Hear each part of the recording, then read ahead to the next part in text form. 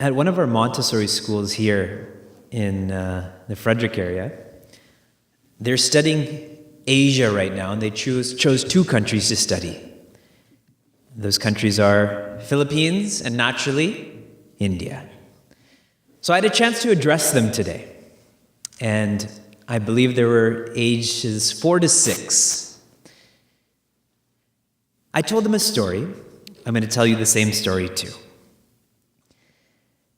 2 princes, identical in age. So they're unique, identical twins. Their father is aging, and he doesn't know who to give the kingdom to. Because usually it's the elder son, like Lord Rama. But there's no elder son here, so who to give that kingdom to? And this is causing him great anguish. He's thinking. He realizes that the more intelligent son will be the better king. He should be made the next king. But how do you find out who's more intelligent? As a parent even, how difficult it is to find out which child is more intelligent. Everyone's intelligent in their own way. So he comes up with an idea. He calls both of his sons. Each of them has an identical sized palace. He calls both of the sons and gives each of them 1,000 gold coins. How he gave these 1,000 gold coins? Because when I share this story to Balavar students, their number one concern is how did they carry them? So in a bag, the bag of 1,000 gold coins. And he told those sons, whichever of you can fill your palace up more will be the next king. When the first son got that bag of 1,000 gold coins, he ran to the marketplace. No different than what you and I would do too. And when he was in the marketplace, he looked around, and what did he see the most of? Garbage. Stores have garbage, homes have garbage, restaurants have garbage. So garbage. He starts collecting this garbage in pails and bags, putting it on himself, taking it to the palace, and dumping it in his palace. In the stairs, in the bathroom, everywhere. Banana peel, dirty cloths, oil, everything. Now, the citizens of this kingdom are intelligent. And as they're seeing their prince take all of their garbage, they thought, he has 1,000 gold coins. Why not sell our garbage to him? So they started charging him to take their garbage. So the potential king is now paying a gold coin for every piece of garbage. And after he exhausts those 1,000 gold coins, he calls his father confidently, knowing that he's going to be the next king. And his father walks into the courtyard, he sees all of that filth. He goes into the palace and it's quite full. There's garbage everywhere. He's not happy about the mess, but that wasn't one of the conditions. And that son was confident. Now the second son, when he got his bag of 1,000 gold coins, he went to his room. He closed his eyes and he thought. He reflected, contemplated, did his mananam. Then he got up too and went to the marketplace. And with those 1,000 gold coins, he bought candles. He bought as many candles as he could with those gold coins, went back to his palace, and lined them up in the kitchens, in the stairwells, in the bathrooms, in the hallways, everywhere. Calls his father. His father's happy that it doesn't stink and it's not dirty. And he walks in, and there's a lot of candles, but not nearly as much garbage as his other son. And the father's about to declare that the first son is going to be king when the second son stops him. I didn't fill my palace up with candles. And he takes a match and starts lighting those candles. I filled my palace with light. And light goes into every crevice, even those corners. And that father was overjoyed that his son had the intelligence, not just the academic intelligence, but the foresight to fill up his palace with what he had. Our samskaras are the same way. This father is trying to teach his son to think before he acts. The first son never did. He just went. Second son thought and then acted. That's called action. When we needlessly act without thinking, it's called a reaction. Our samskaras encourage us, force us even, to think before we act. When? 41 different stages of life. We're studying the 16 prominent ones. Conception, when invocation of a child, when the child is born, when they have their first haircut, when they write their first letters. Every stage, think before one acts. That is a simple way to understand what our samskaras are. Yesterday we studied 2 samskaras, the completion of the studenthood samskaras. That was number 11, which is Upanayana. And the essence of Upanayanam is that Brahma Granthi. Brahma Granthi means the knot of Brahman. All of the strings of a Upanayana are tied around the knot, which is called the Brahman Granthi. The message there is that our life too should be tied to Brahman, tied to the divine, tied to Bhagavan, tied to development, tied to yoga. Every facet of our life should. The way we eat, the way we drive, the way we type emails, the way we speak to each other. When we see rain, when we see snow, everything should be tied to that Brahman. And then after that we studied the 12th samskara, which is Samavartana. When one has completed their studies, their formal studies, they ask permission from the guru to keep moving on. And when they do, they give that guru Guru Dakshina, because they know that the only way to access what they now know was through the guru. One of my batchmates had once beautifully shared, and I cannot help but remember this, that the guru has one hand in Brahman, in the infinite, with Bhagavan, and one hand in samsara, in Maya, towards us. And is encouraging us to come, take my hand, and I'll lead you to your nature, to Brahman, to who you are.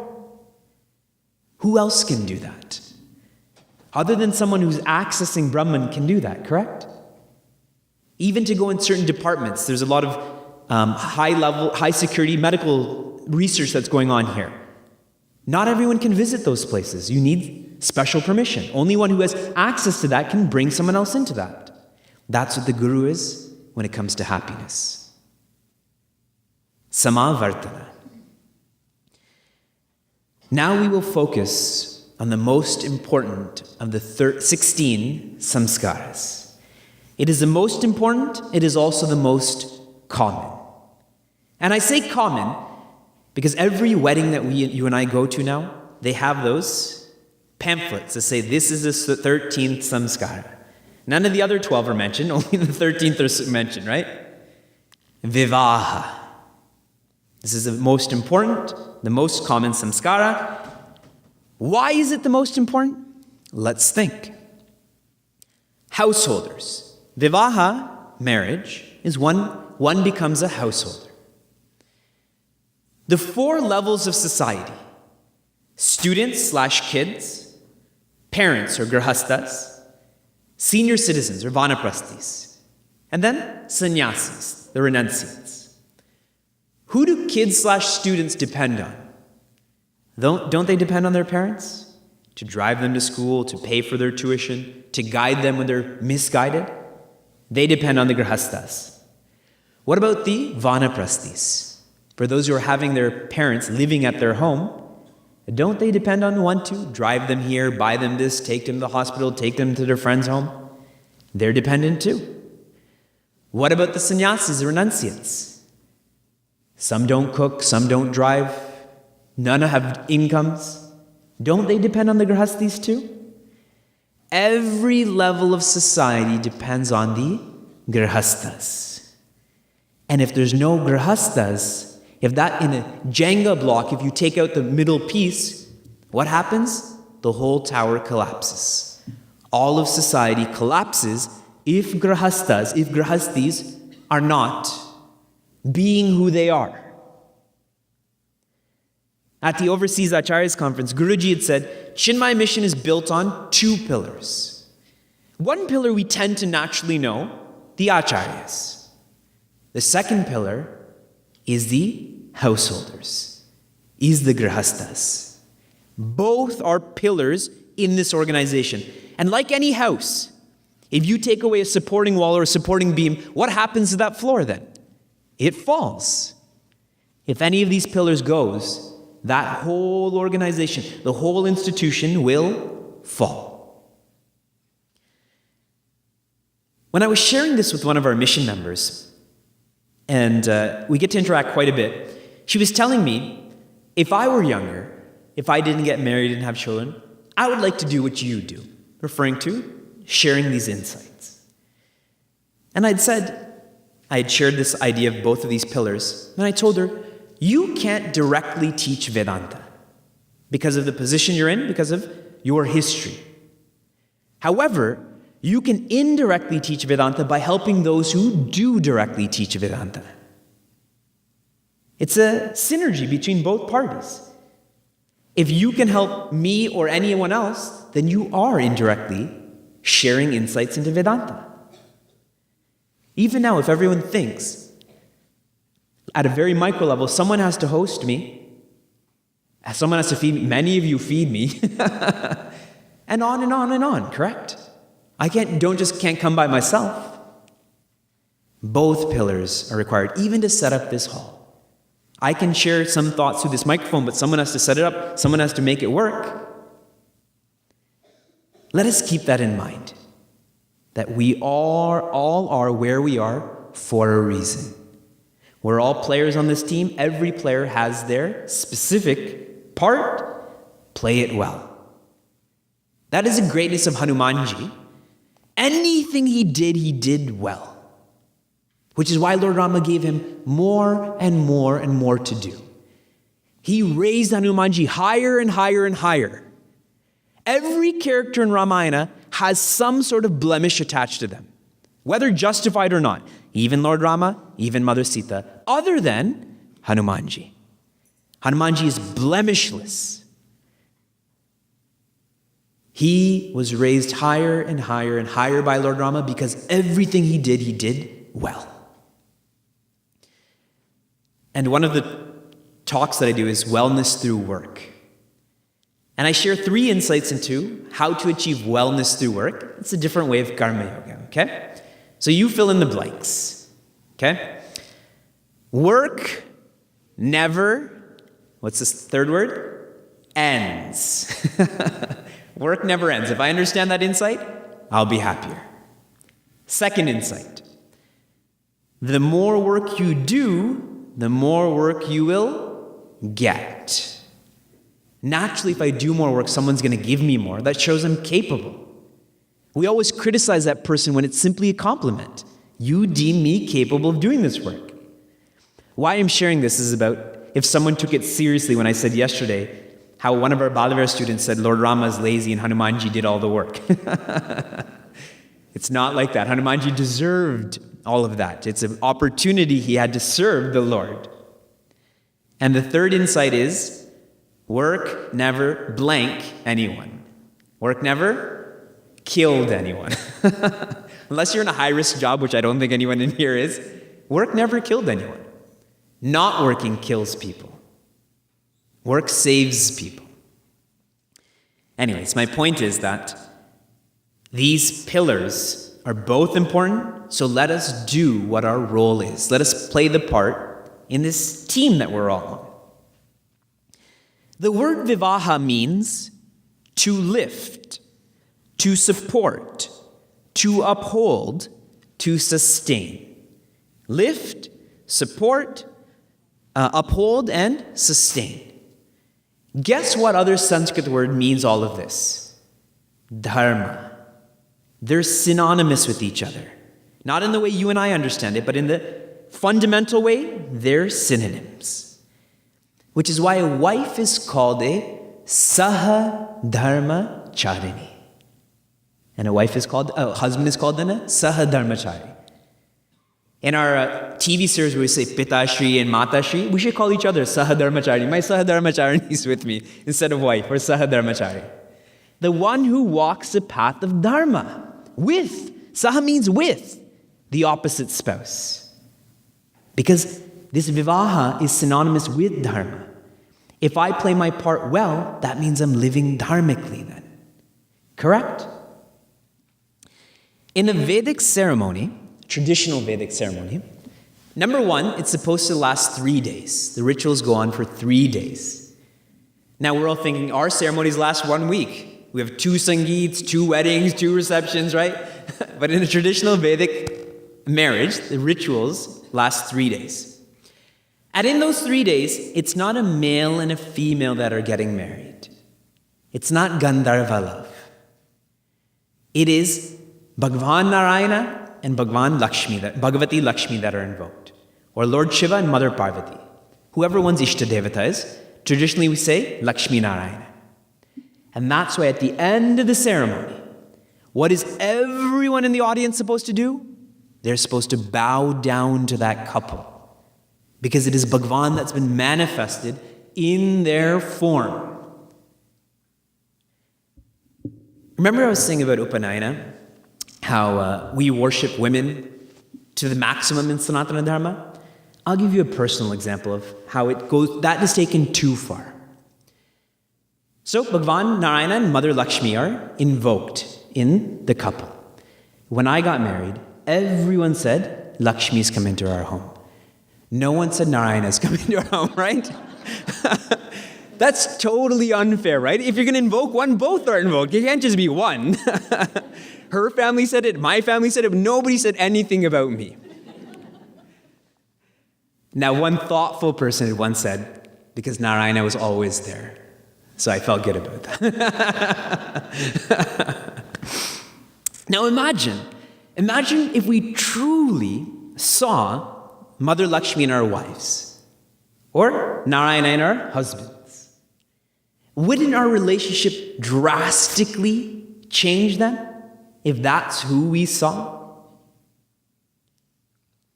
Like I said, this is not Gandharva love.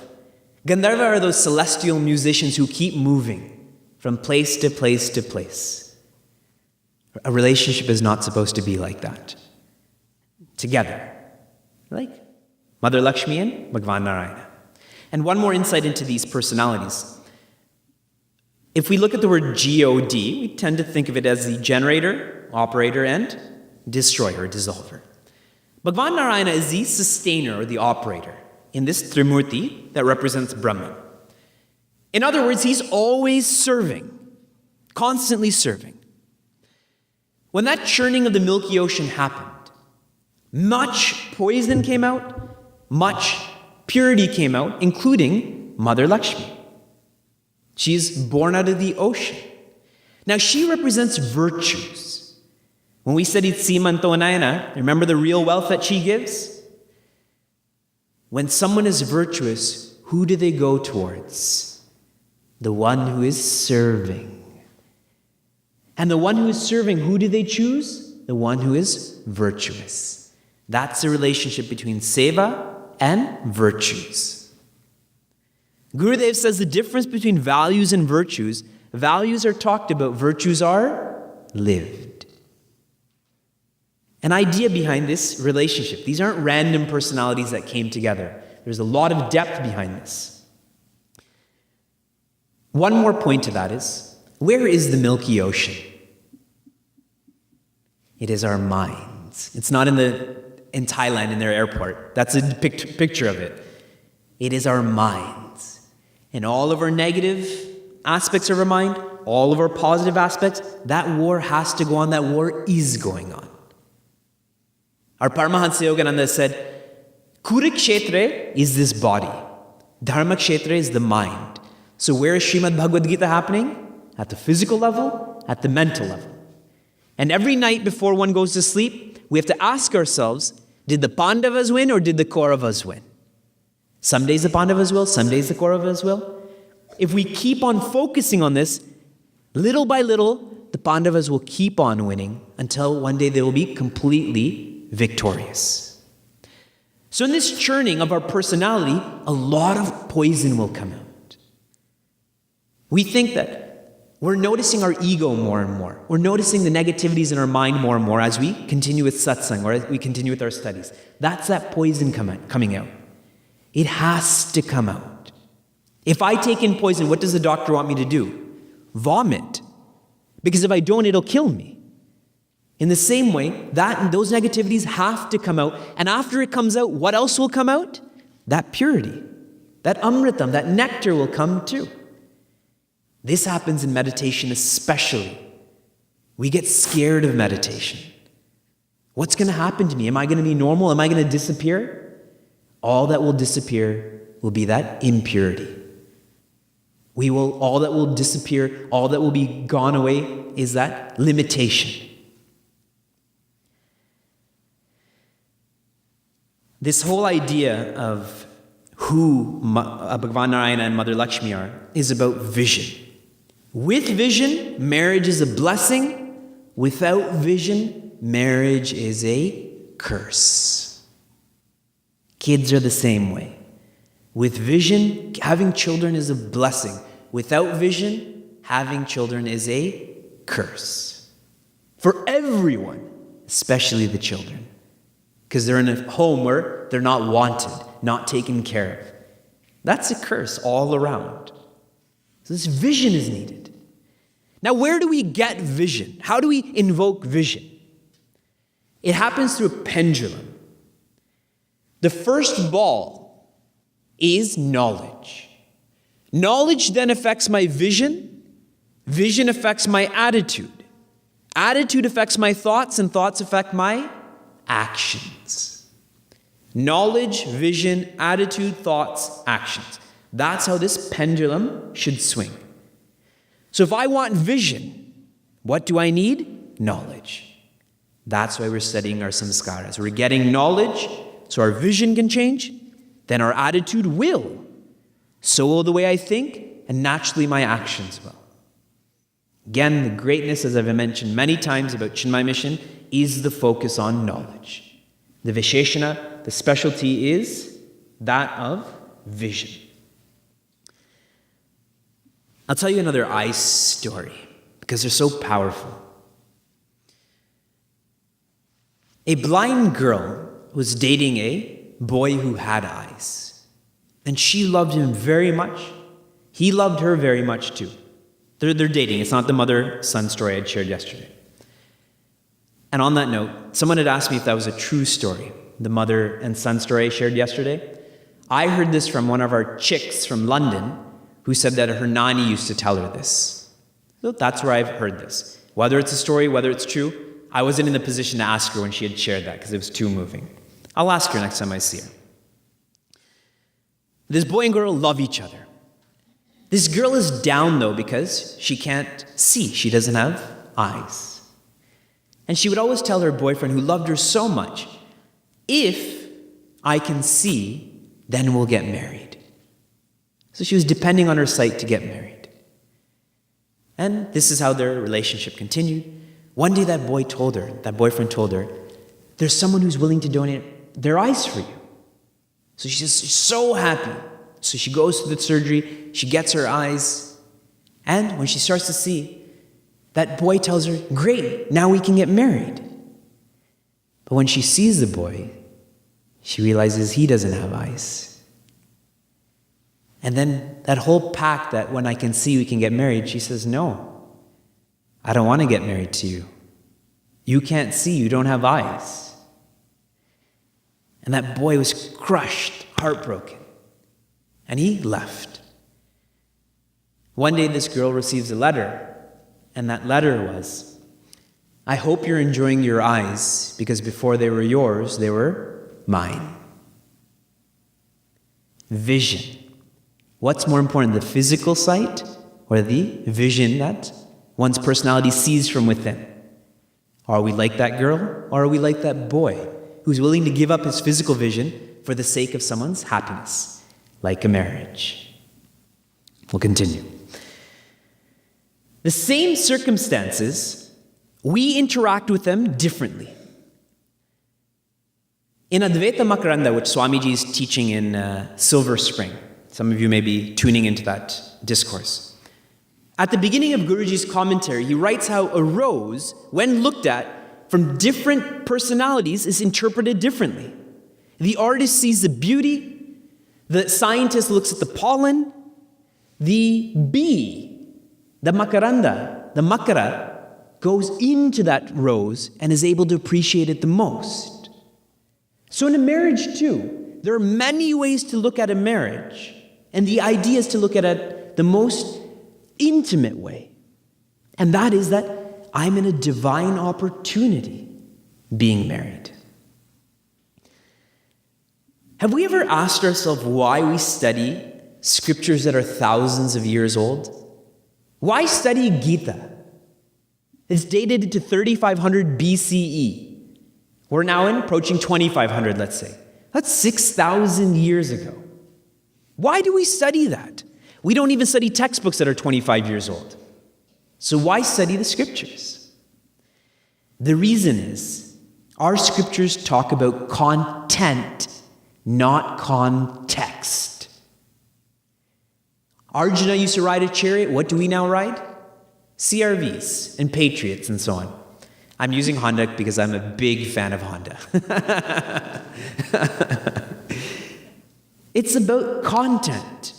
That fear that Arjuna experienced, none of us have that same fear? Of course we do. The fear of being in a relationship we don't know may work, the fear of losing someone, the fear of not being in touch with our parents who are living in India. That same fear that Arjuna experienced, we feel regularly. It has nothing to do with context. It is about content. And Gita is not about problems. It is about solutions. Some people think, don't keep Mahabharata in your home because the brothers will fight then. The families will fight. Right, but if Mahabharata is not there, what also isn't there? Gita. Sometimes we think the same about marriage. There's going to be fights. I better not get married then. When is life not a fight, really? That fight is always going on. This is especially an acute problem for our young adults that are born here. There's a big push at the Chinmaya Mission level from certain people, I shouldn't say Chinmaya Mission level, certain people in Chinmaya Mission, that there should be some sort of forum where young adult girls and young adult boys should meet each other. When this idea was proposed, it was our young adults who came forward, very solidly said no, because it'll take away from what the essence of Chinmaya Mission is, to study, to get realized. I was very happy when they came forward for that. Now, you're all looking at me and said, but you married a chick. We met a long time ago before any of this was discussed. Really speaking, though, many young adults are choosing not to get married now. And a reason they're choosing not to get married is because they're not wanting to work, not willing to put in the effort, not willing to sacrifice in what will have to happen in a marriage. So the best thing is, don't get married. A lot of our young adults are going through that. They're getting older and older, and you can get married at any time, but that vision is not changing. That marriage is an opportunity to learn how to sacrifice, to learn to be silent. That's a big lesson in marriage, is when to just be quiet. A similar observation has been made about China. For many, many years now, China has a one-child-only policy. And now, when a single only child is getting married to another only child, and this is a general study, okay? There's naturally exceptions to every scenario. That only child has not learned what it means to share, to sacrifice, how to fight and then make up, like siblings do. And so if this is not happening, if I haven't learned how to, and a relationship is more intense, there's a magnifying glass there, then divorce. It's a major problem right now in China. So we get scared of marriage then. But it's an opportunity. As I was sharing yesterday, prior to Adi Shankaracharya, there was no formal sannyasa. There was no formal sannyas system like we tend to see now. And there's many examples of that. Rishi Sandipani had a wife. They looked after Lord Krishna. Sant Vasishta had a wife. All of our rishis, all of our gurus were married and had children, as did our Bhagavans as well. We have 4 ashrama, or 4 stages of life. As a student, and you can ask a student, or when we were students, we had one focus in life, and what was that? Ourselves. We eat for ourselves, we don't eat for ourselves, we clean for ourselves only. That's why if one goes to a dorm room, there's no concern for anyone but themselves. But now in a marriage, now my ego, my identification, my concern has to spread from me to my significant other, and not just my significant other. I'm not marrying a person, I'm marrying a family. Parents, cousins, relatives, that whole family is involved. The word relative in Sanskrit is sambandha. Bandha means bound, sam means well. Families can bind one well down, or families can bind one well up. But it's not just one person, 2 people that are getting married. It's 2 families that get married. Grahasthashrama. Then in Vanaprastha, when I become retired, my ego, my identification, my concern should grow past me, past my families, these 2, to the whole community. I should be able to identify with all families. That neighbor's problem is my problem. That neighbor's kid is my kid too. So I'm opening up my ego. And finally, in sannyasashrama, I am to identify with everyone. Myself, my family, my community, everyone. And in doing so, what happens is that the ego is softened. The same process happens with karma yoga. And as that ego gets softer and softer and softer, finally what happens? Knowledge comes in and breaks that ego. These ashramas are preparation for realization. It is an evolution. If we want it to be. With the right vision, it's an evolution. With the wrong vision, it's the exact opposite. I was single and happy, now I'm together and I'm unhappy. We have to develop that vision, and our samskaras are teaching us that. Vivaha is an opportunity to attain all 4 pursuits of life, the purusharthas. One can live dharma. Those who are coming to study groups in Balavihar, dharma is being had.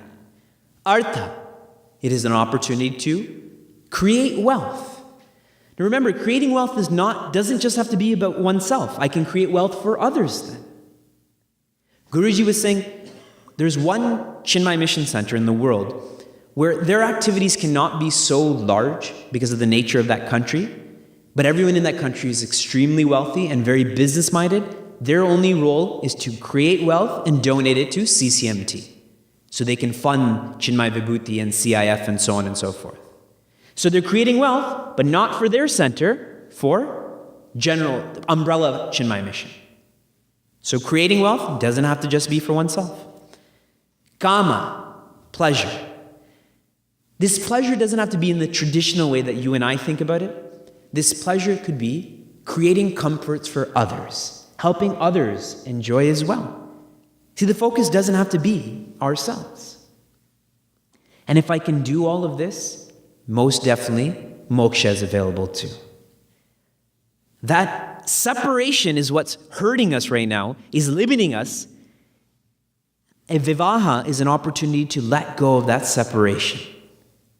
And when there's no separation, that means there's no ego, that means there's only oneness, which is a synonym of infinity. In infinity, there is no other. In oneness, there's also no other. No fear, no anger, no jealousy. All of that which hurts us won't be there. Imagine our own relationships without anger. Imagine the world without fear, jealousy, procrastination, lethargy, all of it gone. That is worth getting married for, with this opportunity. This message of detachment that we got from Nishkramana, where the child goes to see Bhagwan, for the parents that, hey, this is Bhagwan's child, marriage is the same way. That detachment has to be invoked. Detachment is a word that we understand little, practice even less. Rather than use detachment, how about we use independence? Same idea, independence. In detachment, I'm free from, like we're talking about human beings, free from you, I am happy. That's detachment. Independence is the same. With you, I'm happy. Without you, I'm happy. Independence, everyone wants to be. Detached, no one wants to be. But it's the same idea. And what's hilarious about this is that all of us are the highest viraktas. Virakta means those who practice vairagya. How? When we go to sleep. Do you know how much you weigh when you go to sleep? Do you know if you're a boy or a girl? Bank accounts, citizenship, children, organization, guru, God. We let go of everything. Total detachment. Every night. 1/3 of our life we live in detachment. But it's unconscious. And our scriptures are trying to say, hey, be conscious of it. And that same joy that we have in sleep, imagine experiencing that consciously. This is the premise of detachment. We've all been doing this day after day, moment after moment. When we were kids, what did we play with all the time? Marbles, dolls, transformers. Then we grew up. Video games or bicycles. Then we grew up more. It became relationships. What did we have a formal ceremony? Mother, I don't need my marbles anymore. And I sacrifice like that. Put it into the fire and it burns. We just grew up. We found that which was more joyful. And so we grew up. The same idea in detachment is that I can't be limited by anything or anyone or any time. Because that's my nature. When two companies are trying to be together, merger and acquisition, and they're not getting along, they're not making it happen, what do they do then? They call in a mediator. Chrysler and Mercedes, right? They called in a mediator to make that happen. When a family is not getting along, the spouses with the children, who do they go to? A counselor, a psychiatrist, a psychologist, because they are objective. They see it like it is, they tell it like it is. We do this all the time. How come the rules change when it comes to our relationships? It doesn't make sense. It's selective understanding. And in selecting what I want to understand and what I don't want to understand, we're missing out on that. Right? How many jokes are made about once you're in a marriage, you lose your freedom. You lose your happiness. You lose your bank account. Whatever those jokes are made. Right? The husband puts his wife on top of the wife's hand at a marriage. This is the only time you'll have the upper hand. Those lame jokes that are made. Right? But if we keep hearing it, we start believing it then. It doesn't make sense. That is selective understanding. Why are we listening to society when society itself doesn't know what direction it's going in? We should listen to those, our rishis, who were married happily. Follow those who led by example, how they lived these samskaras. We've taken attachment and we've broken down the letters and painted it and started calling it love. When all it is attachment. Because as long as I'm in that relationship, I'm happy. And when I'm out of that relationship, what happens to me? I don't eat. I don't sleep. I can't go to work. When Lord Krishna says the wise don't grieve for the living or the dead, this is his message. They don't grieve, period. That doesn't mean that they don't cry. Naturally, if a personality is no longer with us, there are tears. I miss that personality. I miss how that person is. But grieving is, I don't do my duty anymore. It's an extreme, just like the difference between attraction and lust. Attraction keeps the species alive, lust kills it. Same idea. If I eat enough food, I'm nourished. If I eat too much food, I'm killed. Same idea. That we've taken attachment, called it love, when it's not. And when we justify this, terrible things happen. How many shlokas does Arjuna tell Lord Krishna about why he shouldn't fight this war? All of chapter 1, the beginning of chapter 2. And what does Lord Krishna do the whole time? Does nothing. Like when a child says, I want ice cream for breakfast. I want ice cream for breakfast. What does the parent do? Just keeps on cooking whatever they're cooking. Because they know that's irrational. Same way Lord Krishna does nothing. But when Arjuna then says, Shishyaha te aham. Shishya, disciple, te, yours, aham, I am. Then Sanjay describes 2 shlokas before Lord Krishna begins speaking. And what does Lord Krishna do? It's as if he smiles. And some commentators have put it sarcastically, like he's looking down upon Arjuna. Conversely, he's smiling because Arjuna is saved now. He will be taught, he'll get knowledge, he'll get vision, he'll get attitude, he'll get thoughts, he'll get actions. That's why they won, because of knowledge. So that smile is the most important smile in a seeker's journey when the Guru and Bhagavan says, you'll be all right. You'll be fine. Just follow this map, which are the scriptures. When you and I justify our weaknesses, when we justify attachment and call it love, all that happens is nothingness. We just don't change. I'll give you an example of this, of how we are experts at justifying our weaknesses or the way we think. My wife, myself, my sister, my cousin, and a good friend of mine all went out to dinner at an Italian restaurant in Niagara Falls. And all of us are vegetarians, other than my friend. The waitress is coming along, asking everyone what they want. Gets to my cousin. My cousin asks, is there meat in this soup? And she says, it's based on a chicken broth. He says, bring it. She finishes, she leaves. My wife asks my cousin, aren't you a vegetarian? And he looks at her in the eye and says, but you can't see the meat. Right? How can one be disciplined if every behavior is justified? Attachment is taking that which is pure, which we call love, and making it impure. It's been tainted. Like water. If I have pure water and I put salt, or if I put some sort of chemical, it's become tainted. In this impure love, here's what happens.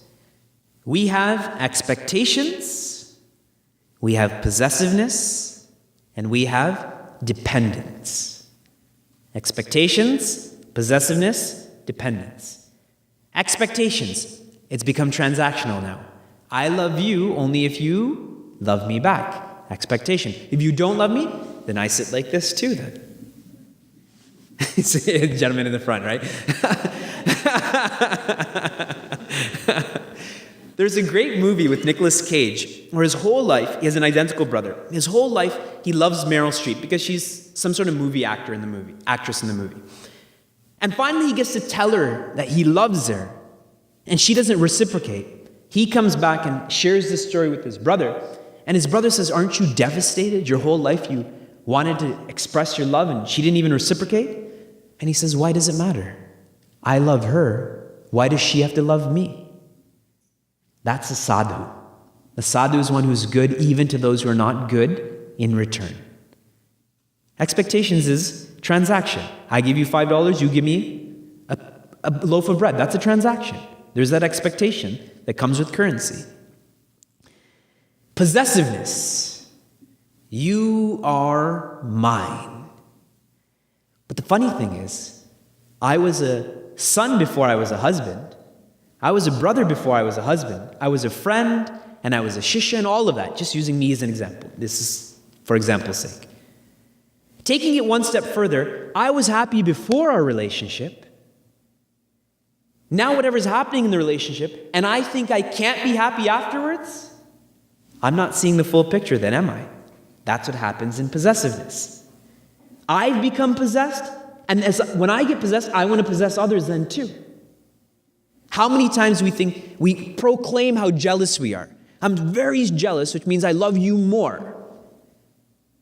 That's dangerous. How many Indian movies are made along those lines, right? That's dangerous. It's possessiveness. And dependence. That dependence where I'm free and now I'm not. That happens when love has been tainted. It's become attachment. In detachment, we see the full picture. In detachment, I take a step back. Even if I want to see something on my hand, if I look at it like this, can I see what's on my hand? I need to take a step back and see there's a cut there, or there's a dirt mark there, or something there. That's detachment. At a technical level, vairagya is also called virakta. Rakta is another word for rang. Rang means color. And this is where the word rang comes from raga. Virakta means without raga, without likes. Rang comes from raga, and we also associate it with red, correct? Whenever we think of rang, we think of redness. Rakta means I wear lenses. Virakta means I don't wear lenses. Rakta, attachment, means I see the world the way I want to see it. I like you, I dislike you, I like this city, I don't like this city. Virakta means the one who sees the world as it is. Sees the good for the good, the bad for the bad, etc., etc. That's how our masters lived. And this is why Gurudev says, when we have likes, we only see half the world because we're running after our likes and running away from our dislikes. I only experience half the world then. And then Gurudev jokes more. What we like runs away from us, and what we dislike runs after us. We all know this, which is why I'm very hesitant to say I'm an acharya or a teacher. I simply am studying out loud for my own awareness and reminding people of what they already know. That's it. I'm reminding you of what you already know. That's it. We know this. In detachment, we see the full picture. In detachment, we can give more than. Attachment is miserliness. It's being a beggar. In detachment, I become wealthy. I'm able to give then. Think about the most dynamic people we know, alive or in the past. Swami Vivekananda, Swami Chinmayananda, Mahatma Gandhi. How much they were able to give because they had no expectations. They didn't care if people respected them or not. They had no, I said expectations, possessiveness. When Gurudev was asked, what happens if Chinmay Mission doesn't continue when you leave this world? He says, I don't care if Chinmay Mission burns down now. No possessiveness. No one can possess him. No dependence either. And that is the highlight. No dependence on an article, being, or circumstance for their own joy. Gurudev has said, keep the key to one's happiness where? In one's own pocket. If I'm only happy when I eat sugar, that's it. And if there's no sugar, I'm not happy. You call me as one who is addicted to sugar, correct? If I'm only happy when I'm with you, we justify that, but that's called attachment. With stuff, it's called addiction. With people, it's called attachment. It's the same thing. Addictions aren't okay, but attachment is. How? Our rishis lived a life of dynamism because they were detached. They were able to love purely. What is love? It is identification. Which being do I love the most in this whole world? Me. I am married, but at the end of the day, I still love myself more. Mothers and fathers, whoever's listening to that, please turn it off.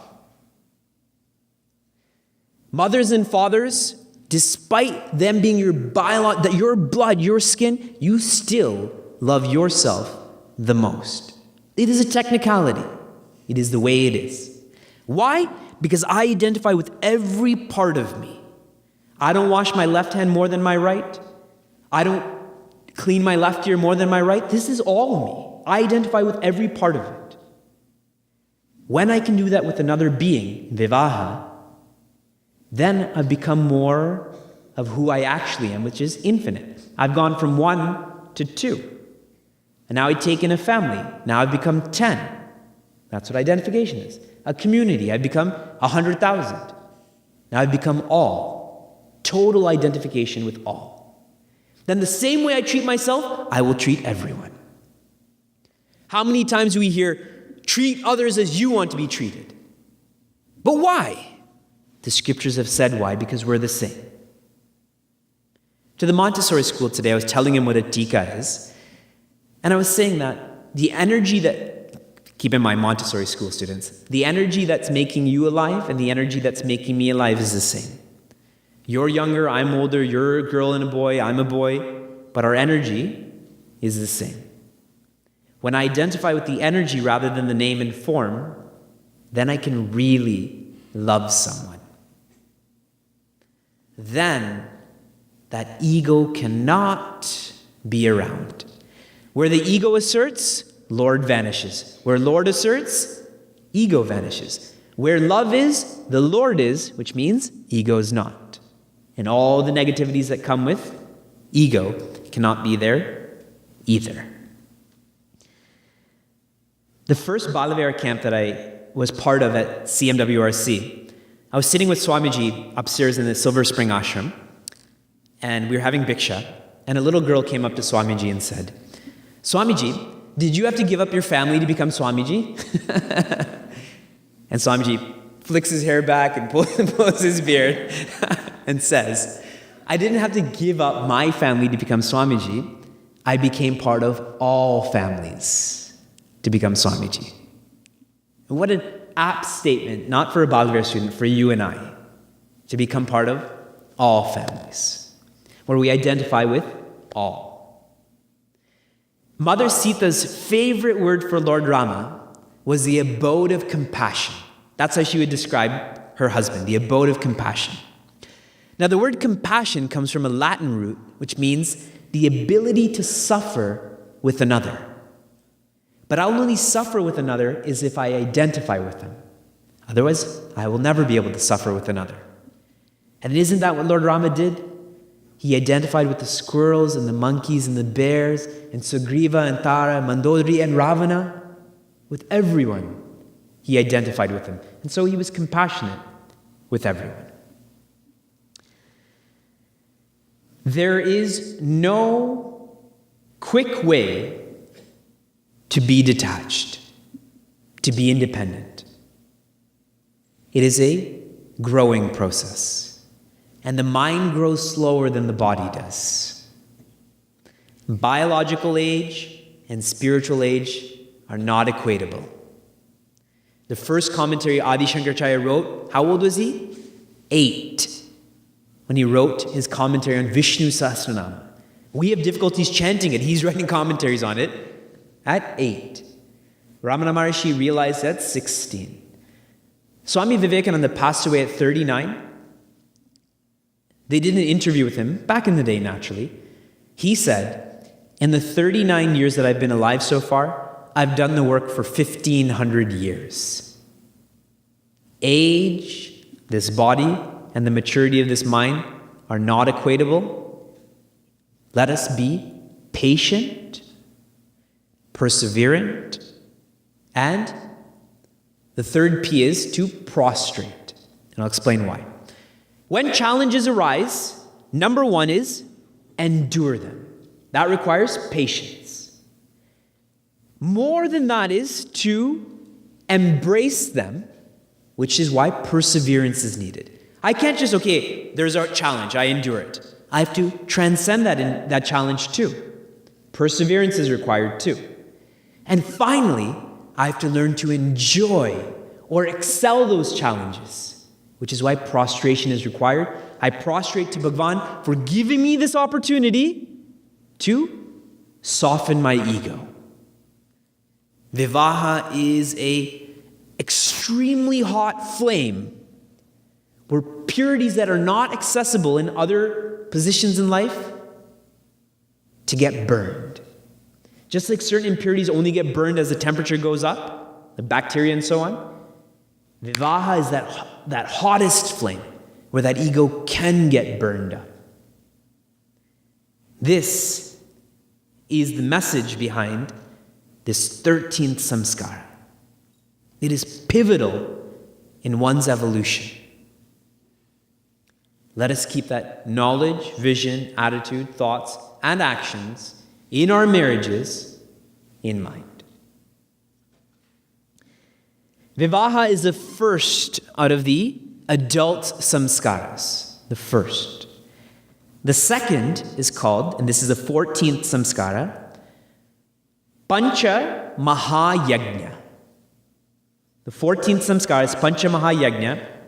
This is the first samskara where we do the samskara. All the other samskaras people have been doing for us. Even Vivaha, someone does that for us. Pancha Mahayagna is the first one that we do. And what this means is, Pancha means 5, Yagna means sacrifice, Maha, great sacrifices. Every one of us is born with 5 debts. They're called the Pancha Rinas. Now, there's only a debt if we've received. Correct? I only have a debt to M&T Bank if I've received something from them. If I haven't received, I'm not indebted to them. Every human being is born with 5 debts. What are those debts? Number 1, Deva Rina. Deva Rina, Rina means debt. Deva means the forces of nature. The sun, rain, gravity. Imagine there's no gravity. You take 2 steps off the ground, you disappear then. Imagine there was no rain. Imagine there was no sun. Imagine there was no snow, right? You'd all be happy because snow, the whole world stops here if it snows. We owe a debt to all of nature's forces for providing for us. Second debt is called Bhutarina, the debt we owe to beings, trees, cows, spiders, snakes. Imagine no trees. Everyone would be dying or dead. There'd be no oxygen. Imagine there was no snakes. Something we all fear, but if it weren't for snakes, we wouldn't have the food we have today. Rice, sugar, wheat. Rats eat those, and snakes eat rats. So they control that population so that you and I can eat. Spiders and bats, they control mosquitoes. Mosquitoes bring disease. We owe a debt to spiders, to bats. Let me rewind. How do we pay off the debt to nature's forces? How do you pay off the debt to gravity? In the morning, before we rush to school, or rush to work, or rush to go shopping, let us go outside, close our eyes, and just take one circle, just one parikrama, and smile. Appreciate the sun, and the moon, and the stars, and the wind, and the rain, and the ground. Just appreciation. That is the way we'll always be in tune with that debt that we've been given, what we've received from nature's forces. How do we pay off the debt to other beings? Live in harmony with other beings. Native Indians, before they cut down any tree, what did they do?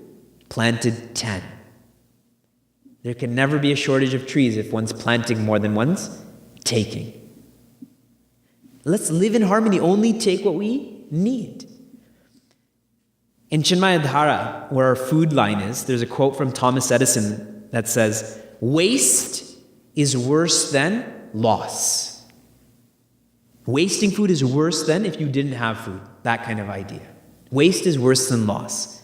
So let us live in harmony with other beings. The third, Panchamahayagna, we've done the first two. The third is Samadrina, the debt we owe to society.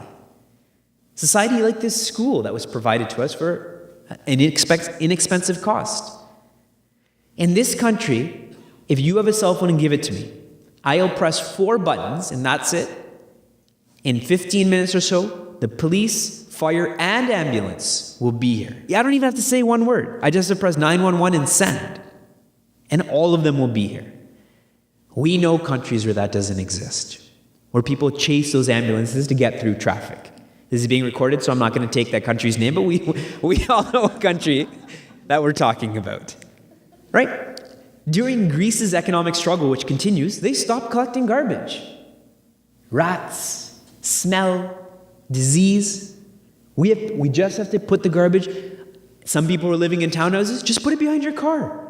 Right? That's that simple. I never seen that before. You don't even have to walk outside your house, keep it in your car, and just put it out there. And someone will take it. We owe a debt to society. Now, traditionally, people think, how do we pay off this debt? Pay your taxes. Yes, correct. More so, we should volunteer. We all have 168 hours a week. If everyone gave 1% of that time, which is 1.68 hours, or let's round up to 2. If everyone in America, in the world, let's take America, 350 million people. If 350 million people volunteered 2 hours a week, that's 700 million volunteer hours a week. In a year, that is huge. That's 3.5 billion volunteer hours. What could be the quality of life and the quality of living if we gave back a little bit? Samadrina, that's how it's paid off. Number 4 is their Pitarrina. Pitars are our fathers, our grandfathers, our mothers, our grandmothers, our ancestors, our cousins, everyone. Why do we owe them a debt? Because of the way our clothes right now. Did we teach ourselves how to tie dhotis or saris? How to cook, how to speak? Karva Chauth? How to celebrate Onam? Didn't our ancestors teach us all of this? Sanskrit for those who are studying, Hindi, all of our regional languages, etc., etc. In Portland, our camp theme was India, my love, for our Balavera students. And in our analysis of why we should love India, was everything important in our lives has been sourced from there. Our religion, our spouses, our children, the way we eat, the way we talk, the way we think. Right? Right now, Balavera students, when they see me, they prostrate. That doesn't happen all the time. We played basketball today with some non-Balavera students. There was no prostration happening. The way we think as well. How to pay off that rina, how to pay off that debt? Like Maya Angelou said, if we've learned, teach. We should teach the same to the next generation. Otherwise, all of those traditions, the culture, the parampara, all of it will perish. We have to teach the next generation, so this parampara continues. The 5th debt, and the most important debt, is our Rishi Rina, the debt we owe to the Rishis. Those who sacrificed every aspect of who they are and what they have to help every aspect of who we are and what we have. Our Rishis have taught us how to be happy. Imagine Gurudev didn't create study groups and Balavihar. How many people in this room have learned more about Sanatana Dharma in this country than while living in India? We all know. That's why I even tell Balavihar teachers, Balavihar is not for students, it's for teachers. Really, if one wants to learn about Sanatana Dharma, teach Balavihar. This is for teachers. How do we pay off this debt? Gurudev has taught us. He taught us this in 2 words. What are the 2 words that all that Gurudev wants us to do? Keep smiling. That's how we pay off this debt. That's all. Right? The Gurus are teaching us how to be happy. Keep smiling. That is the secret to relationship management as well. We just talked about vivaha. When two people are happy, what are the chances of the relationship not succeeding? 0. They won't cheat. They won't lie. If one is happy, all of a sudden the surface has become less. It's gone down to 50%. If both are unhappy, then how can that relationship survive then? So be happy. The relationship will continue. These are the 5 debts. This is Panchamahayagnas when we remember these sacrifices and give for these sacrifices. Now, traditionally, what happens is that every householder is supposed to keep a fire in their house. They're supposed to keep a fire 24 hours. And offerings are supposed to be made into this fire. Now, we know that's not possible anymore. So, what to do? Some Orthodox people, you'll see before they eat, they go like this. They'll separate their meal, and they'll go like this 5 times, saying that I'm remembering these 5 debts, and I'm eating on their behalf. Or, like we just discussed, be grateful. That's the way to live this samskara. And when we realize that we're all connected, nature's forces, beings, society, my ancestors, and my rishis, what gets prevented from growing? What was the 6th disease that we have, the 6th enemy? Mada, arrogance. If I remember all 5 of these parties that have helped me to be who I am, what I've achieved, how can I be arrogant? How can I say I did it without saying we did it? We did it. Nature helped me. Other beings helped me. Society helped me. My ancestors helped me. My rishis helped me. How can I say I did it then? Mada cannot exist then. Those are our 2 adulthood samskaras, vivaha and panchamahayagna. Now the last 2 samskaras are older age samskaras. I didn't say old age, so don't take offense. I said older age samskaras. 15 is called vanaprastha. That is the 15th samskara to become a vanaprasthi. We all think about vanaprastha, but at the end of the day, it doesn't exist anymore. It doesn't. Vanaprastha is when we withdraw from the world. That's what it means to go live in the forest, because traditionally, people lived in the kingdom somewhere. And they were tough enough to live in the forest. You and I don't have that temperament, and that's fine, but it's about withdrawing from the world. So it's not just physical. It is physical and mental. And how? Instead of indulging and interfering, we should practice and be peaceful. Indulging. A lot of us believe that we will take up spirituality when we are 60. That's like a magical age for us. Or 65, right? Retirement age.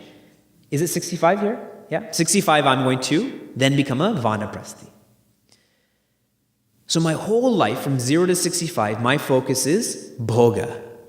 Eat, drink, and be merry. Eat what I want, drink what I want, sleep at any hour I want. 65, I'm going to meditate. I'm going to be a yogi on my 65th birthday. But after 65 years of bhoga, and now let's even not say 65, say 50 years, because 0 to 15, someone else is feeding us and helping us and so on. From 15 to 65, if I'm doing bhoga, indulgence, yoga doesn't come. What comes? Roga. Disease comes naturally. If I don't control myself for 50 years, if I'm indulging for 50 years, what did I expect? And where there is roga, what also comes? Viyoga. Like Arjuna, where his skin is burning, he's seeing omens. That's how much that Viyoga rocked him. Which means that if we're going to practice, that practice has to take place when? Right now. And so, instead of indulgence, practice. Practice discipline. Practice control. And instead of interfering, being peaceful. Indians, and I'm an Indian, okay? My parents are from India too. Don't know how to let go. They don't know how to let go of things. They don't know how to let go of people. They don't know how to let go of circumstances. Things. Indians are pack rats. They don't throw anything out. Check one's closet, check one's garage. I'll use it next year. I'll use it next year. Never. There's a rule of thumb that if you haven't used it in 6 months, give it away then. Give it to someone who will use it. See, it doesn't snow here, so you have no winter clothing. In Niagara Falls, our rule is 1 year. If you haven't used it in a year, give it away. Someone will use it. One man's trash is another man's treasure. One of our chicks' goal is to go around house to house and collect old sports equipment. We have hockey nets and sticks and tennis rackets and baseballs and stuff. It's expensive. A baseball glove, hockey pads, those are expensive. It's just sitting in the garage. Why not collect it and help a child that can't afford that? Get them involved in sports. Let go of articles. Then beings. Micromanaging. Oh my God, so much micromanaging. At the young parent level, more so at the old parent level, right? You can't give up a business, right? And even while they're business, they put a picture of themselves right there, you know? So you're always reminded of who's the owner over here, right? Just can't let go, right? The best way to give an inheritance is while the child needs it. As they're growing, don't give it, I'm going to hold on to it till I die, and then I'm going to give it up. They don't need the money then. Give it to them while they need it. We have to let go of beings, let people live. How many times my own mother calls me, are you wearing your coat?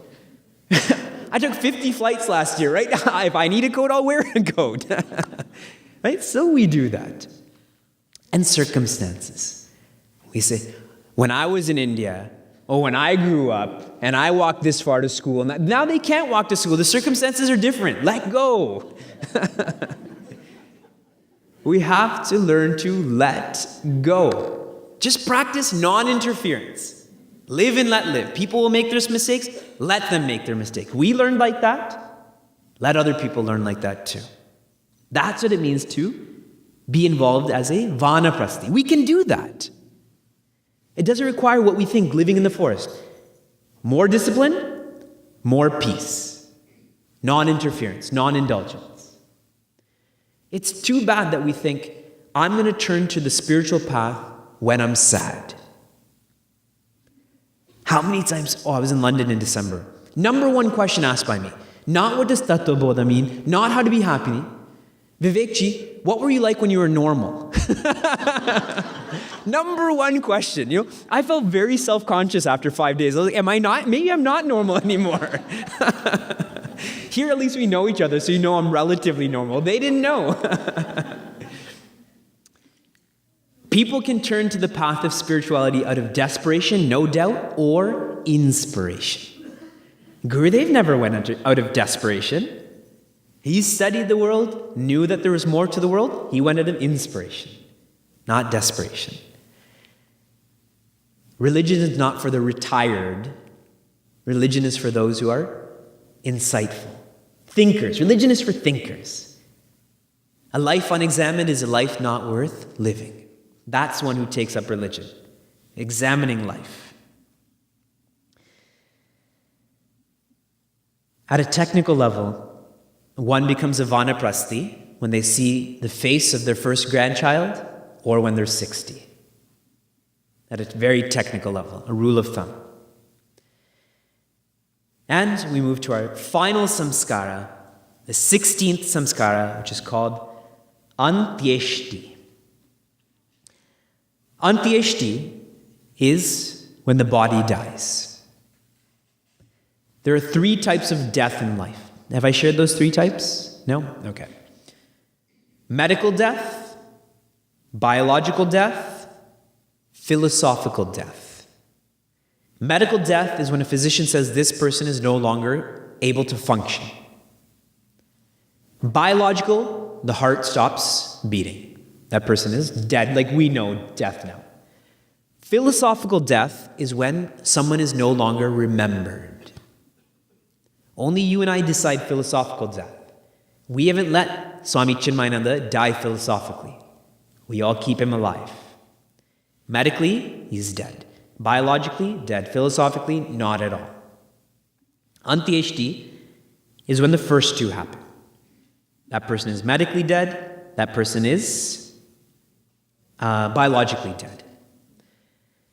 I'm using this word dead, and this is where the word deadline comes from too. We all have deadlines in our own schooling, mortgages, traveling. I have a deadline to check in for my flight before they give up that seat. Deadlines. We also have the deadline on death itself. Every one of us has the deadline. We just don't know it, which means we should give more focus to that, be more vigilant. It could be right now, it could be 5 minutes from now. They made that movie In Time with Justin Timberlake, if anyone's seen it, where they have a barcode on their arm where the minutes are running down, so they know when they're going to die. The movie's not so good, but good idea. I've told you what the movie's about, period. There's nothing else that one needs to know about that. We all have a deadline, and that deadline is only of the body. When someone dies, these elements that made up this body, space, air, fire, water, earth, goes back into the elements. This body, whether I'm burned or buried or put in water, the earth is gonna go back to earth, correct? Okay. What about water? All of the liquids in my body are expelled when I biologically die. What about fire? My homeostasis, my body temperature, my digestive fire, that all gets extinguished too. Fire gone.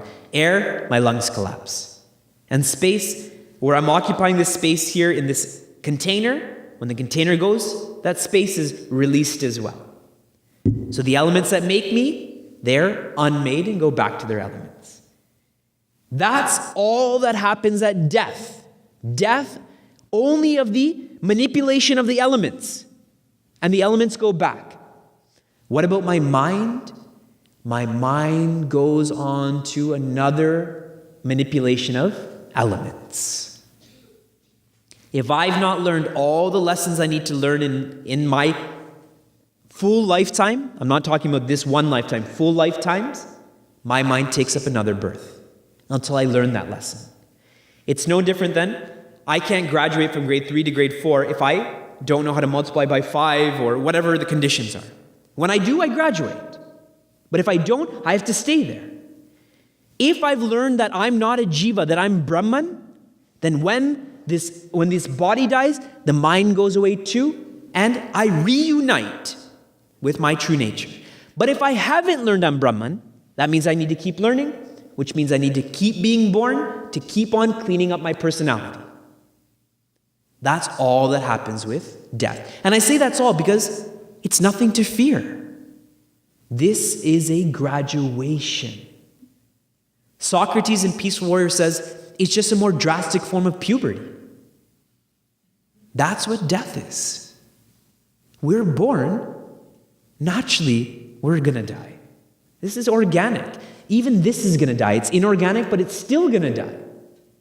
This has relative eternity. This doesn't have relative eternity. But it still is relative. This will perish one day. It came in time, so it will go in time. The greatest fear we humans have is death. And it's easier said than done, but it's also highly illogical. When a balloon is brought into this room and is given to the youngest child in this room, and they're playing with the balloon, and they're so happy, but then the balloon pops. What does the child do? Cries. What do you and I do? Nothing. No reaction, because we know that balloon is going to pop. Some of you may cry too, who knows why? Balloons pop, all right? Reality check. This balloon is filled with the ego. Once this ego leaves, this balloon will deflate. Which is why in our scriptures it says, all that we die with, our only friend at death is our punya, or right thinking and right actions, because that carries us on into the next embodiment. Only friend. When Alexander knew when he was dying, he told his ministers, when you carry me through the streets, make sure people see my hands. And so his hands were left outside of his casket or whatever they carried him on, to show the whole world that Alexander, who was in all of these countries, left with nothing. We're all born like this. We all die like this. Came with nothing, but the seeds of our personality, the way we thought, the way we acted, the blueprint, we will leave with nothing too. Other than the way we thought, the way we acted, another blueprint. That's it. That is death, antyeshti. On this line too, our only friend is Bhagavan. See, when it comes to relationships, every relationship is created in time. Our relationship too. With my wife, with my children, with my parents, all of it is in time. But my relationship with Bhagavan has nothing to do with time. And that's why that's the relationship we should give most precedence to, when really I give that the least precedence. The people we get angry at the most in our lives are our parents, our spouse, our children. The people who have the most love for us, we give the least precedence. And the people who perhaps don't care about, we care about them the most, what their words mean, when they should be given the least weight what their words mean. So our only friend is our right thinking, right action, and Bhagavan. That's it. And in Srimad Bhagavad Gita, chapter 6, Lord Krishna says, chapter 6 or chapter 8, the last thought one has, one takes up that embodiment.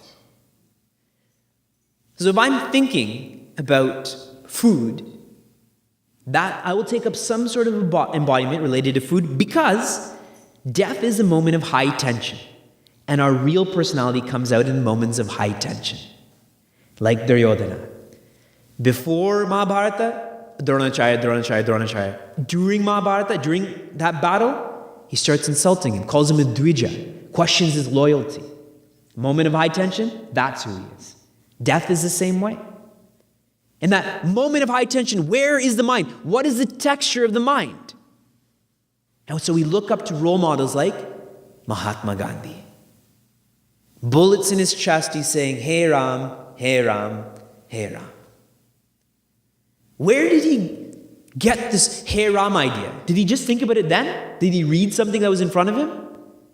His whole life, that was going on. That japa, as I've mentioned very thoroughly the past few days. Hey Ram was also always going on. So in the moment of high tension, naturally what's going to come out? Hey Ram. Inventory in, inventory out. LIFO or FIFO. Lord Rama's going in, Lord Rama is going to come out. So where did he go? To Lord Rama. It is imperative that we think about death, we think about the deadline of death, we think about how to live then. One of our Balavar teachers, her daughter passed away during her first week at university from a cold. The virus entered her system, got into her heart, enlarged her heart, and she passed away in the hospital, but she had collapsed in her orientation week, meeting her roommates. And so she was my co-teacher once at a camp, and she asked me if she can ask the class a question. I said, of course. She said, what would you do if you have 168 hours to live? What would you do if you have 1 week to live? When we think about death, then we start thinking about life. That's why this antyeshti, yes, it's a samskara that happens when one dies. By you and I studying it, it'll help us to live. And really her question was flawed about 168 hours. None of us know we'll be alive for 168 hours. No one knows that. It's all just extrapolation. That I didn't die last week, I most likely won't die this week. But it's just extrapolation, that's it. We don't know. In Gita as well, in chapter 1, Arjuna, who's acting like a panditaha, like a wise people, he says if people are dying in this war, there's 2 million people in Kurukshetra. 1.2 million on the Kauravas, 800,000 on the Pandavas. When all of these men die, who's going to offer that pinda and that toya, the rice balls and that water, to these bodies? He's telling Lord Krishna, he's teaching Lord Krishna about these traditions. Pinda and toya, that rice and that water is not for that body. That body is dead. That body knows nothing. Doesn't know what temperature it is, where it is. It's not for the body. Okay. Is it for the Atman? Is it for the soul? Does our soul eat rice? Does it like tamarind rice more than curd rice? It's not for the soul. The soul is totally removed for any equation. It's eternal. It has nothing to do with death. Is it for the mind? Does our mind drink water? Does the mind get thirsty? Does the mind get hungry for food? No. Offering pinda and toyam is a reminder not for the body or that person's mind or for the Atman. It's a reminder for myself that I should live the virtues and traditions that this person did. This is my commitment that I will live the way that you did, so I'll keep you alive, essentially. This pinda and toyam, which I think I'm offering to the body, is so you don't die. Your body has died. I know that. But I won't let what you represent, that legacy, that legend, those values, that honor die. It's a reminder for me. In the same way, this tika, this shika, these clothes are a reminder for me of the way I should think along this sattvic channel. This is antyeshti, when all of the samskaras are now complete. If you and I don't bathe for a week, what will happen to us? What will happen to the body? It'll stink, it'll get dirty, eventually disease will set in. If you and I don't think for a week, you're all thinking, what if? We know we don't think for a week.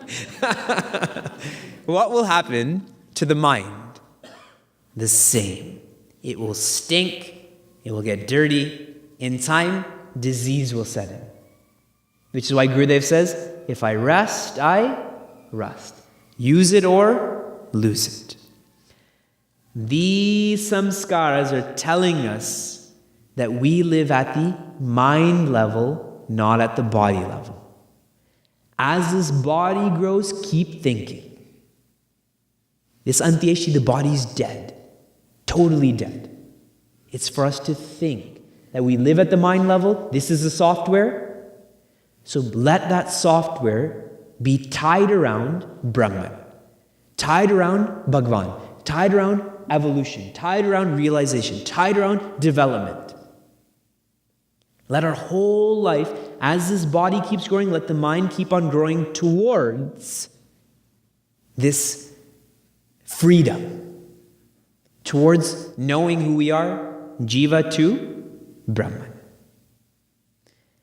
Our swadharma is happiness. Our samskaras help us to unleash, unfold that swadharma.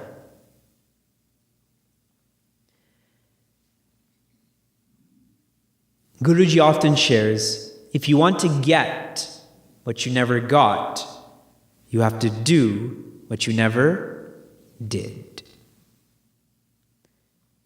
More intensely, a definition of insanity is doing the same action and expecting a different result. If I keep opening those oranges and eating them and thinking one day it's going to be an apple, right? You're all going to leave this room, in the room.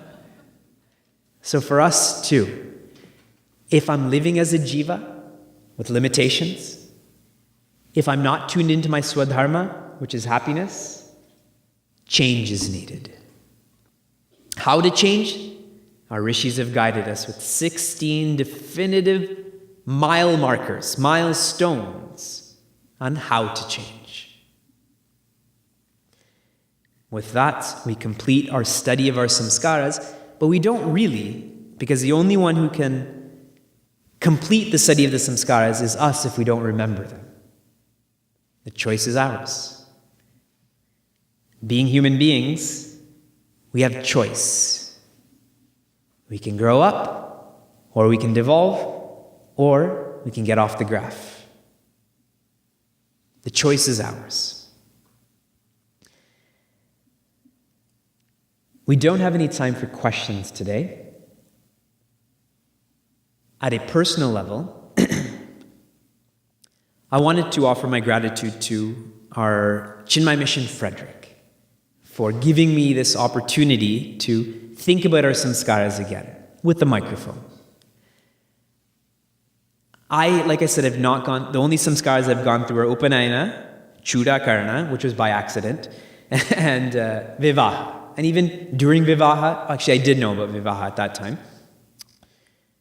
So this is an opportunity for me to understand the greatness of Sanatana Dharma and the map that's given to know my Swadharma, which is Sanatana, which is eternal. So I offer my gratitude to all of those organizers who put in the effort to make this happen for me, and also put in the effort to make it happen for all of you as well. In addition to that, to Sangamesh ji and Sridevi ji and Omkar and Pranav for hosting me and looking after me and taking me to different places. So I offer my gratitude to all of them. If grahastas don't do it, then it can't happen. None of this can happen. So I offer my gratitude to them and all of those who took the initiative to offer bhiksha as well. My wife has told me before that if people don't feed you, you just won't eat. And she's right. If you don't feed me, then I just won't eat. Just the way I am. And Swami Dhirananda, of course. He's the one in 2008.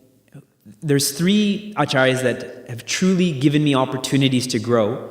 The first was Swami Ishwarananda, who at the Masamadhi camp in 2008, where I met a lot of our chicks.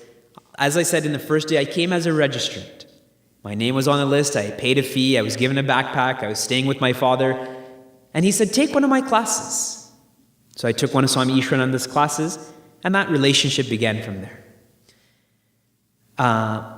Before that, it was Swami Sharanananda who asked me to do a Balavihar camp in Chicago that June.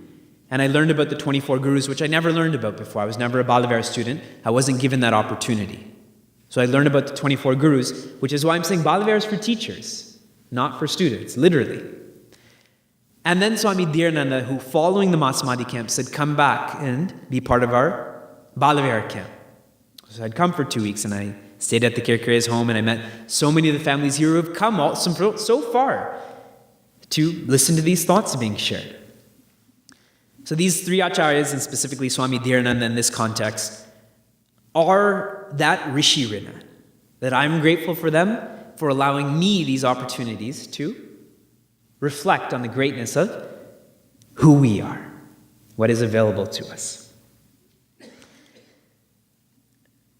We have a major celebration coming up in June, the Tulsi Mahotsava with Puja Guruji. He's not in North America for very long this summer, and I foresee that every year it'll become more and more limited. There's a lot going on in India, a lot of major projects. His presence is needed there. This is a precious chance to spend 1 week listening to a teacher that cannot be described. I know a lot of spiritual teachers. Naturally, I studied under Guruji, so I'm going to be more devotional towards him.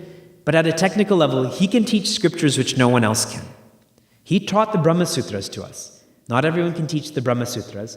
And then he can also teach Ramayana. The highest knowledge and the highest devotion. Why am I going like this? The highest devotion. Please heed this opportunity to listen to these talks on Ramayana. I heard every one of those chopais and doas and Sandipini, and now I'm listening to them again, and I love it. Me and Sheila, we listen to it 1 hour every day that I don't teach a class. Her and I listen to it for an hour, and we love it. Take heed of that. And for all of the Balavihar students, we have a program where your children can come to. I will be there. Our chicks will be helping out there. We'll be playing games and we'll have lessons and so on. But don't think I have kids, I can't come. You have kids, you should come more. To to learn about how Lord Rama lived with his wife in the forest and so on. And there is, on this note, a Mahasamadhi camp this year. 08 was here, 9 was Toronto, 10 was LA, 11 was Chicago, 12 is Boston. Boston is hosting the Mahasamadhi camp, same dates as it's been since 09, July 29th to August 3rd. Swami Swarupananda is coming. He is Swami Dhirananda's batchmate. So you can see how two personalities who studied the same scriptures and the same guru would teach in a different way. He's coming, Swami Sarveshananda will be there, and many other acharyas plan to come. I think Boston's a 12-hour drive from here. This is what family vacations are all about. I'm grateful to my father and mother who took us to Palm Springs and Orlando. And we'd go to the camp and then go to Disney World for a week after, or go shopping for a week after, right? Blending secular and spiritual. Make this your family vacation. I will be there as well, and it would be great to stay connected to everyone. Last thought, and I keep saying the last thought, you know that I enjoy the microphone. I put together an email forum called the e-Vichara. Vichara means reflection, e means electronic. And once a week, I send out spiritual thoughts for us to reflect on. Thoughts on our Chinmaya Inspiration Yatra, thoughts on how we should eat less, thoughts on different relationships. What the world has to teach us, it's in an email format. That way, Monday morning when we're at school, there's something to think about. Wednesday when we're at work, there's something to think about. Thoughts, quotes, videos, articles. It's a way for me to stay connected with you. In Portland, someone had asked me, why do you do what you do? Is it because you want to do it for your guru? Is it because you want to learn more? And I thought about it for a lot, because I never thought about that question. And the answer I gave him genuinely is because I love people. I love all of you. And seeing you once a year is not enough, so I'm giving you these other dates. And this way of me sharing thoughts with you is a way of staying connected to you. It doesn't mean you can stay connected to me. Don't email me back. I have 2,500 people on this list. It's impossible to stay up with email. It's simply me sharing a thought and saying Hari Om. If any of you are interested in receiving this, we'll have a piece of paper here. Put a few sheets so everyone can speed up. Write clearly or it goes to someone else. And then they send me harsh emails. Why are you sending me this email? So write clearly so it's going to your email address. We'll do our closing prayer and then our organizers will continue.